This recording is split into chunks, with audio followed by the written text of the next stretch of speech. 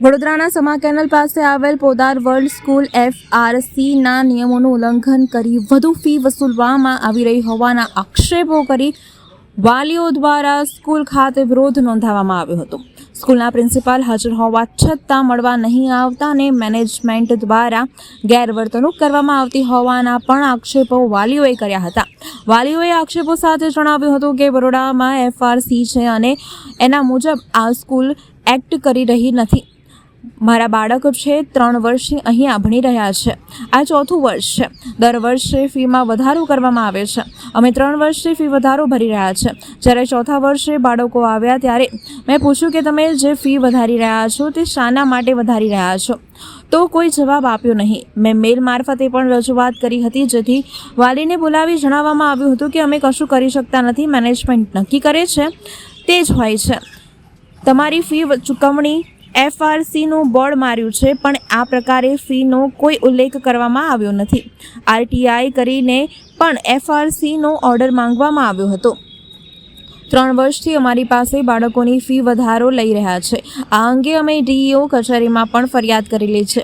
Education મિનિસ્ટરને પણ ફરિયાદ આપેલી છે અને ફીની કોપી CMને પણ ફોરવર્ડ કરેલી છે. અન્ય વાલીએ જણાવ્યું હતું કે ગરમી ચાલુ થાય એટલે AC બંધ કરી દે છે.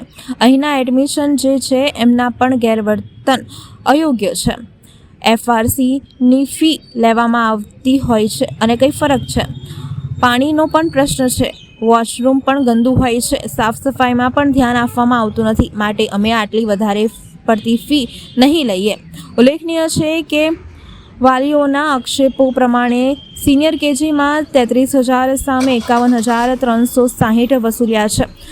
જુનિયર KGમાં 33,000 સામે 48,000 અને 15,000થી વધુ વસૂલવામાં આવ્યા છે. નર્સરીમાં 33,000ની સામે 43,200 લઈ 10,000 વધુ લીધા છે. ત્યારે દરેક ધોરણમાં 12,000થી લઈને 15,000નો વધારો કરીને ઉઘરાણી કરવામાં આવી રહી છે. ત્યારે હવે વાલીઓએ સ્કૂલની મનમાની સામે લડી લેવાની તૈયારી દર્શાવી છે. પોદાર સ્કૂલ છે, સમા આપણી જે બ્રાન્ચ છે. હવે એમાં દર વર્ષે આ લોકો પોતાની ફીસ પ્રમાણે, નોટ અકોર્ડિંગ ટુ FRC, પોતાની ફીસ પ્રમાણે 10% વધારી દે છે, જે એકચ્યુઅલી નિયમ વિરુદ્ધ જાય છે. અને દેટ ટુ એટલું બધી કોઈ સુવિધાઓ છોકરાઓને આપવામાં આવતી નથી. અને એના સિવાય બી બહુ બધા ખર્ચા એક્સક્લુડિંગ ધ ફીસ, અમે કેટલા બધા ખર્ચા ઉપરથી આપીએ છીએ. ભાઈ આ આપો તે આપો, બટ બેનિફિટ્સ તો કંઈ છે જ નહીં. ના તમારા સ્કૂલમાં AC ચાલે છે. આ લોકો યુનિફોર્મ જે આપ્યું છે છોકરાઓને પહેરવા માટે, એ છે યુનિફોર્મ જે છોકરાઓ ACના ક્લાસમાં બેસીને પહેરી શકે. જીન્સનો પેન્ટ, AC ચલાવતો નથી, ફૂલ ક્લાસ પેન્ટ છે.